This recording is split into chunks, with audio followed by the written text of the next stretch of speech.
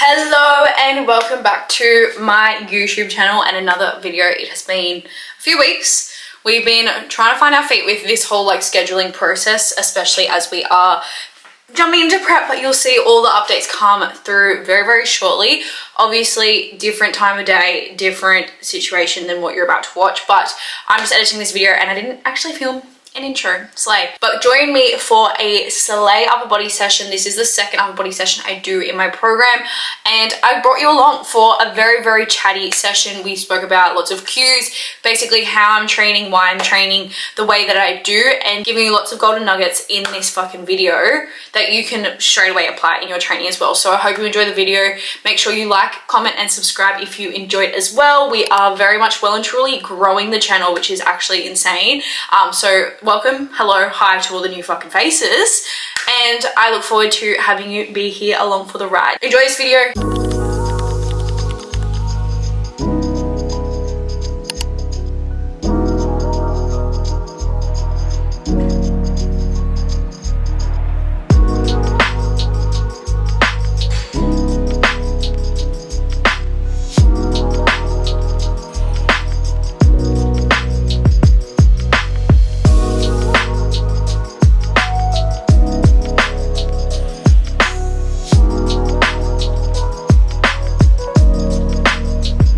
Starting off with the first exercise, I did rear delt flies. For this current training block, the main focus has obviously been growing my lower body, but also bringing up my rear delts and also my lat. That's been the focus for the last two training blocks. So these exercise session obviously being a primary focus of this training block.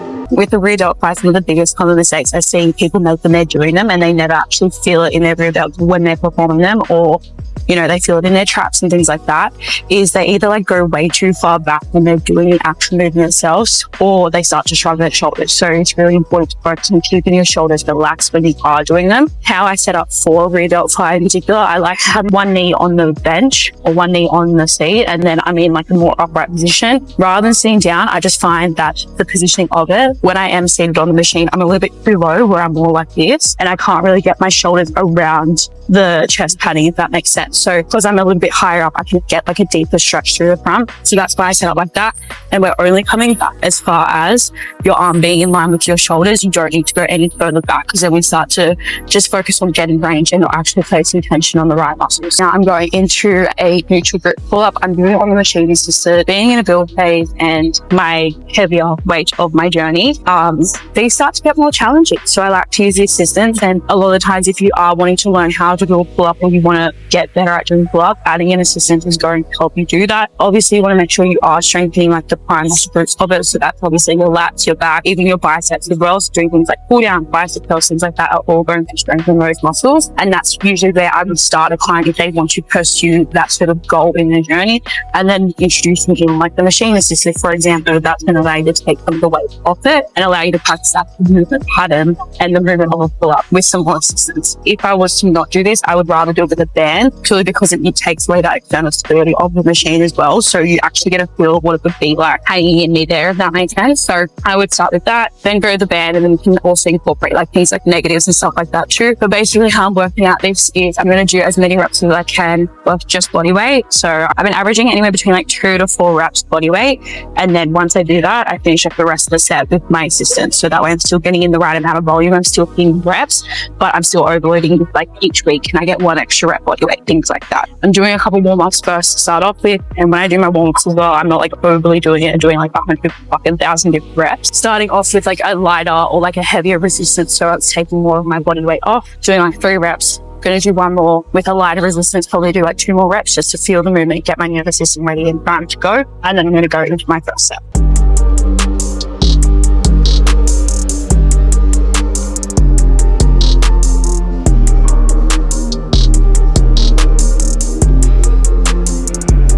So the last couple of weeks when I've been doing these, I've been getting 2 to 4 reps unassisted with a 16 kilo assistance on the back end of the set. And I've been matching the reps once I get that. So what I'm going to do is drop the resistance a little bit lower. So I'm going to do 13 kilos of the assistant. Do as many reps as I can body weight first, and then I'm going to add that in. The key in between that as well is I try not to rest in between stopping the body weight going into assisted. So it's just like I'm doing a full set as well. And I'm just managing the overall movement and the variables within it as well. Because if I was to take like a minute rest in between or like whatever may be, it starts to get a bit inconsistent. So literally I would just pull down the assistant, go straight back into the reps as well. And that way it's keeping everything very consistent across the board.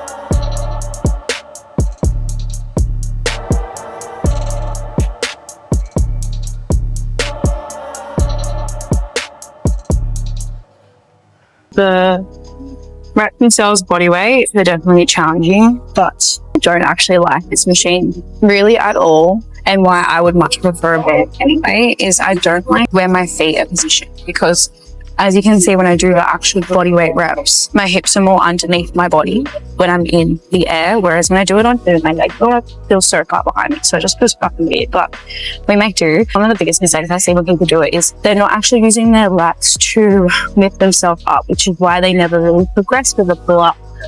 Well, they never really get the strength to perform pull-ups properly because they're not working the muscles that are going to contribute to it. And you can tell when there's a lot of like rounding of the shoulders at the top, and people really focus on getting their chin over the bar. Whereas what starts to happen when people think of that is like, okay, chin over the bar, pushes their head forward, the shoulder starts to round forward, and it just looks like a shit show. When we're doing a pull-up, a cue I used to always in my clients, and I still do to this day, is think about bringing your chest to the bar. So you start to pull yourself up in a straight line versus over the bar. Stops the shoulders from rounding. It forces you to really use your lats to lift your body weight up. And people probably do the really, really rounded shoulders at the top, and they can get a rep, which is great. And then when they try and do it properly, they can't, or they don't get a rep, or they fail, whatever it may be. And it's because we haven't actually strengthened the muscles that are going to contribute to doing that. These are like one of the funnest goals to explore, I reckon, because it's like, it can be such a journey for a lot of people. So when you get the goal, or when you achieve this goal, it's fucking really cool to watch. Like, some of the best like client sessions I had when I was doing face-to-face still was when they hit their first pull-up, and it was just like a whole fucking thing. For their first pull-up and their first 100 kilo deadlift, by far some of the best fucking milestones to hit the gym, and it's been really cool to see a lot of clients go through that.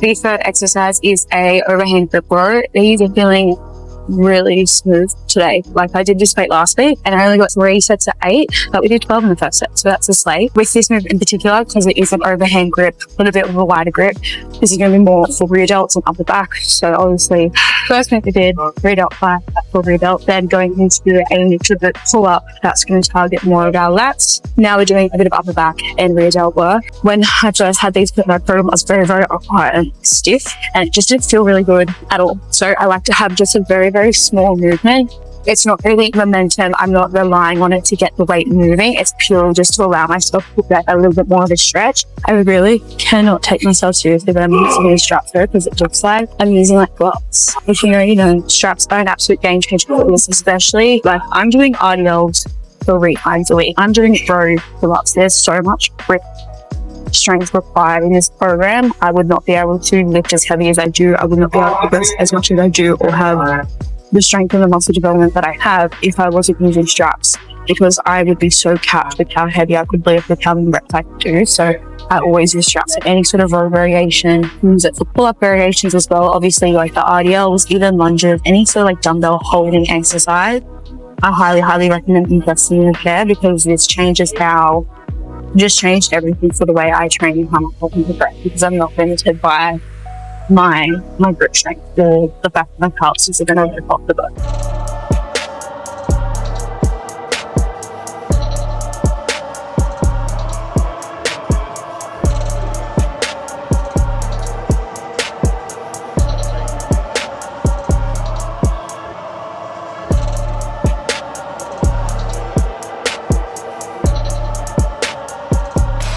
Onto the fourth exercise, I've got dumbbell shoulder press. So obviously this is a fourth exercise. I'm under level fatigue. It's hard to say the least, but still lifting pretty decent for it. I did my shoulder press in my last program. I didn't really do a lot of pressing in my last program at all, but now I'm pressing it twice a week, and it's literally one of my most favorites.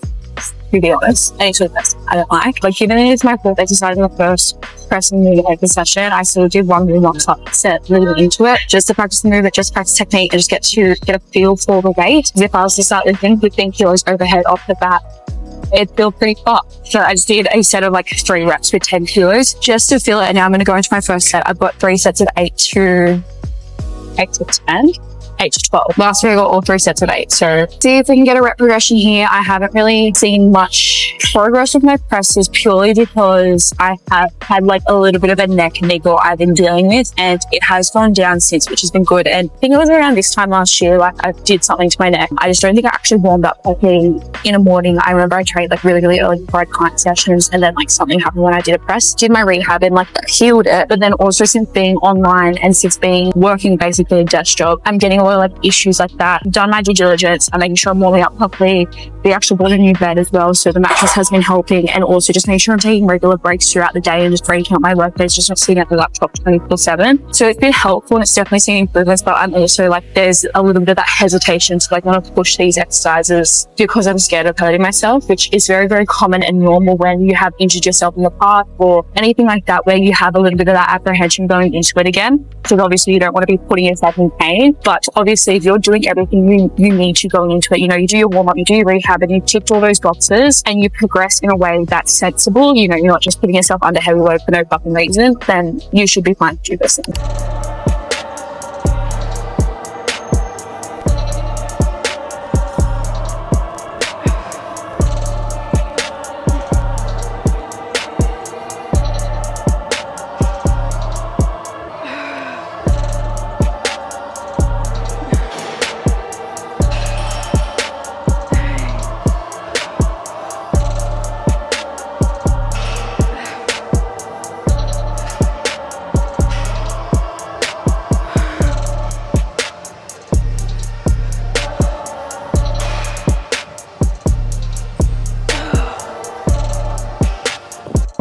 They probably take it out of me, especially on those last couple reps when you start to obviously fatigue. Weight feels a bit heavier, all the fucking things. It's really important to make sure you're setting up correctly from the get-go. I always like to keep my feet planted. A lot of people like to let their legs move around, and that used to be me. I used to be a massive toe tapper, but I also lost so much stability, balance, power, strength because I wasn't setting myself up correctly when I used to do these like long time ago. So always make sure my feet are planted. Even when I'm getting into position, I never like bicep curl the weight and then press. Always use your knees so you're not fatiguing yourself before you get into your first rep, and making sure your shoulders are pushed into the bench as well. Sometimes people like sit upright. There's a time and a place for that. You know, if you're training certain things, but if your goal is to build your shoulders, get stronger and progress with these, then keep your shoulders locked into the bench, drive them straight in, and make sure your hands and your wrists are positioned slightly in front of your shoulders as well, especially for females naturally for a more comfortable pressing position. We don't want to be fully out to the side like this. That's where shoulder impingements, niggles, all that sort of stuff can come about. And generally when females say like, oh, I have shoulder pain when I press,